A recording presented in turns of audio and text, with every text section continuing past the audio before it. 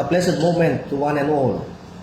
Our gospel for today does not only talk about improving our talents, but more so of ourselves, to enhance them and make them better for others and those who depend on us, especially in our being as uniformed personnel, as we carry out our duty and responsibilities. That is why we have schoolings, workshops, seminars, and lectures.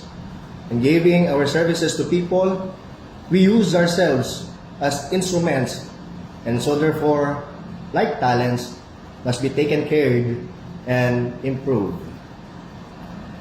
We pray.